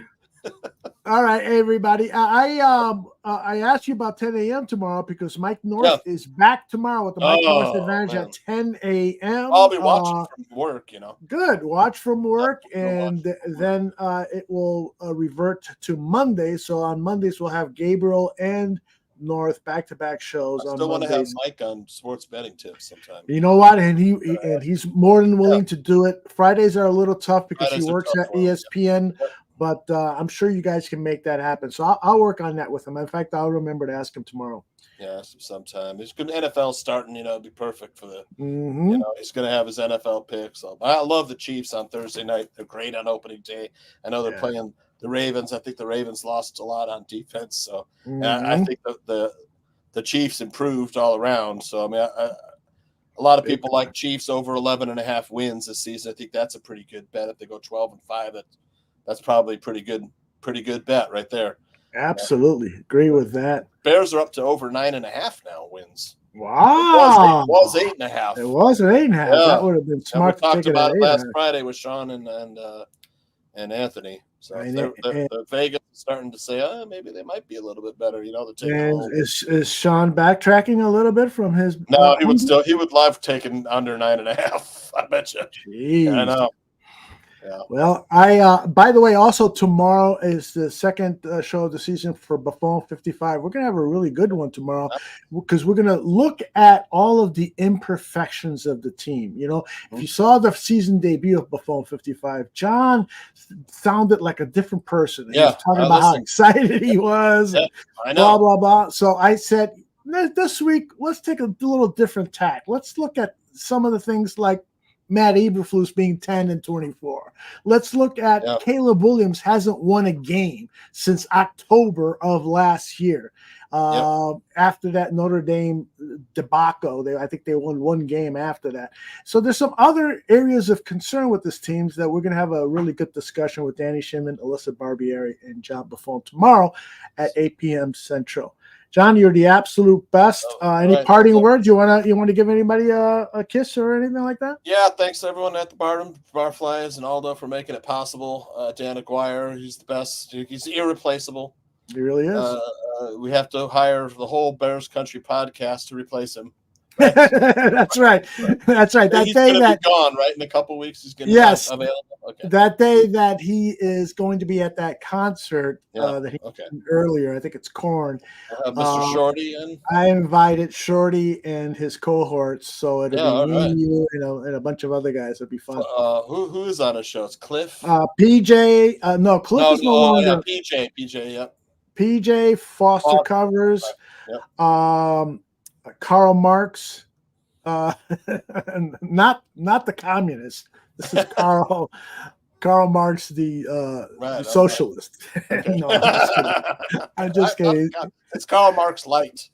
Yeah, and then I think that Mr. Shorty will not be joining us because he's got a commitment. I think it's mom's birthday. But he said the other guys are more than willing to come. He's great. Foster's in my guillotine league, and I was texting him like, I got in the draft room early. Mm-hmm. I'm like 15 minutes. I'm like, okay, there's two people who aren't here. Vinny's always freaking late. Of course, like, always get your ass in here in 15 minutes, bro. And then Foster, and I'm like, a text Foster. I'm like, where are you, buddy? And then I get a text after the draft where he auto drafted a terrible team. He's like, I fell asleep, but I slept through the draft. I'm like, doesn't your phone have an alarm? And then he I'm shocked. I was like, the league fee is like only $25. I'm like, yeah, well, just here's my Venmo. Do you have Venmo, Cat? No, I'm gonna mail you a check. What's your address? I still haven't gotten the check. I'm waiting for it's like snail mail. It might be lost. The first one he didn't put a stamp on, so it came back to him, and I was like, I'm sending another one. It's like so Foster. Absolutely. Yep. Good old He's Foster. a great guy. I can't wait to have him on the show. I can't wait to bust on him when we have Yeah, him. exactly. Talk about his draft experience. That's going to be a fun show. All right, everybody. We'll see you back here tomorrow. Tooch, I'll see you here next Friday. I'll stop in and say hi at Weekend Sports Betting Tips at 6 p.m. Friday, and the Willis twins are back. Talking NFL week 1. Exactly. And, by the way, I got a special coming up with Kaylin. What's her last name? God, it's late. I'm forgetting. But she works over at ESPN now. She was at The Athletic, and before that at Sports Illustrated. And she wrote an article. Do you remember the guy from the Green Bay Packers, KGB, the pass rusher? Kabar Biaja-Biamila. Yes, that's him. Well, he got involved in like a cult, a religious cult. Geez. And she's got a podcast out that covers that. So I interviewed her about it. It's a fascinating story. Kaylin Quinn? Kaylin Kaler. Kaylin Kaler, okay. Yeah. Kaylin Kaler, excellent reporter, great journalist, sports journalist. And so I'm going to run that tomorrow sometime after Mike North and before Buffon. So we'll have a lot of programming tomorrow and the entire week here on the Barroom Network. For Johnny Santucci, Dan Aguirre, my name is Aldo Gandia. Thank you for everyone who joined us live, and we'll be watching later on demand. Peace.